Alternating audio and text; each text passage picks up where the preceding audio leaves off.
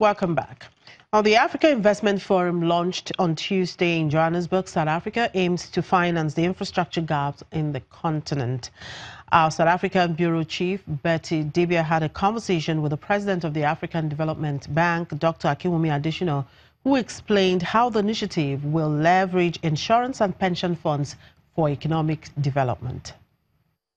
Well, the forum, the African Investment Forum, sends a very powerful signal that Africa is ready for investment, but ready for investment in a very organized way. And that we will actually help to leverage the global capital to come to Africa. And that we'll work with African governments and private sector to make sure the right projects are on the table. The right financing instruments are there to de-risk it, not only by us, by all the multiple players around the room. That those that have a lot of interest in Africa, this is the place to be. So we want to be able to leverage the global pension funds, the sovereign wealth funds, the insurance pool of funds, and other types of commercial financing that's out there to invest in Africa. And so we see that asymmetry of location of capital and the needs in Africa. And we're going to do that in three ways. First is we're going to focus on bankable projects, because often the main reason why you don't find a lot of investors invest in Africa is just dearth of having bankable projects. The second thing is, for most investors that come to Africa, they always say risk, risk, and risk. Well, there's nothing particularly, difficult about risk, whether it's project risk, whether it's market risk, or financial risk, or political risk. The issue is how you manage risk. The downside risk, and you optimize on your up-end returns. Ourselves, the African Development Bank, we will use our partial risk guarantees and partial credit guarantees, and we will syndicate that with other big players. So for example, on this platform, you have the World Bank, you have the International Finance Corporation, you have the European Bank for Reconstruction and Development, you have the Islamic Development Bank, Inter-American Development Bank, Asian Infrastructure Investment Bank, as well as the Multilateral Investment Guarantee Agency.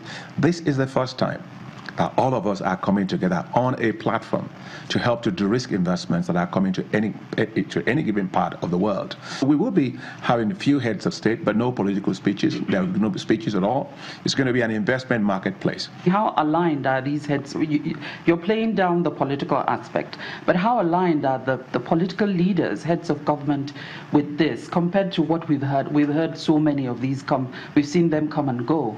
So how aligned? Because we can't exactly throw them away, because they make the policies, which some people look at and they pull back like, hey, this is not going to work for me.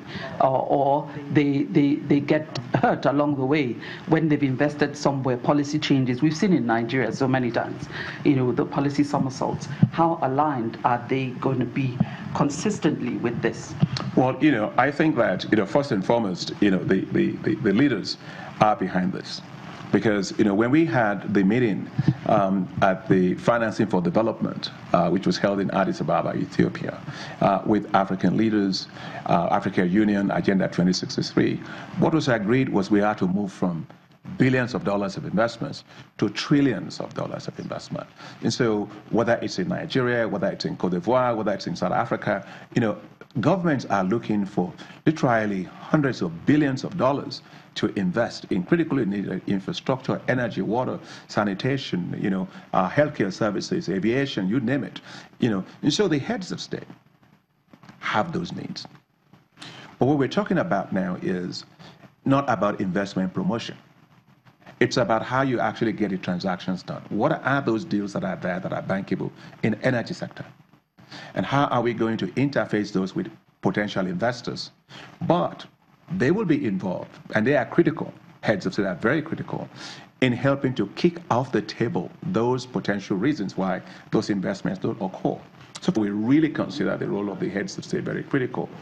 Under the Africa Investment Forum, we're hoping to help to create, for the heads of state that are involved in this Africa investment marketplace, a delivery unit within their own offices that will take all those projects and all those investments that are coming to their countries in their own line of sight, so that they can actually help to make sure that those things get done. Because the next year, there's going to be a report back on how far those investments have actually come. So that is the kind of energy-driven, decision-making driven, dynamic investment marketplace that we're trying to create. Let's look at this, sometimes funny energy situation in Nigeria. What would one be saying to investors regarding the Nigerian situation? Because it's so hard to explain. Well, yes, it is hard to explain. As it is not just Nigeria. You have today, 645 million Africans that don't have access to electricity, and you cannot develop in the dark. And in the case of Nigeria, the African Development Bank is investing heavily in Nigeria in the energy sector. One of it is investing money in the transmission company of Nigeria, TCN, to be able to have, new transmission lines. Because even if you have the energy, the issue is if you have old transmission lines, you can't transmit it, you don't have good distribution networks. That's a problem. The challenge that Nigeria has is that you have a legacy debt situation with regard to the power generation companies, and so if you can't pay them for generating power, you will not get power. And so I think that the Nigerian government has done well in terms of having facility that will help to deal with the debt issue. But it's beyond that. The issue is one has to look at the cost-reflective tariff to make it easier. Now, we are actually discussing with the government in Nigeria about alternative sources of energy, in particular solar energy. Let's look at the forum and beyond the forum. Timelines set for goals to be achieved. Do you have timelines? Well, absolutely. First and foremost is, as I said, this is not a forum that's just an event. Yes, the forum will hold 7th to the 9th of November every year. But we are already working on pipelines of investment. At the bank, at the African Development Bank, we are working right now, my team, with pipelines of investment of about $30 billion, right? And we're trying to also work with our other partners, that I've mentioned earlier on their bringing their own portfolios to the table.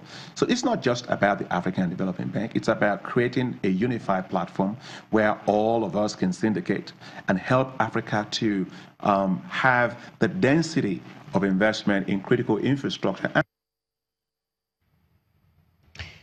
Dr. Akinwumi Additional, President of the African Development Bank, speaking on the newly launched Africa Investment Forum.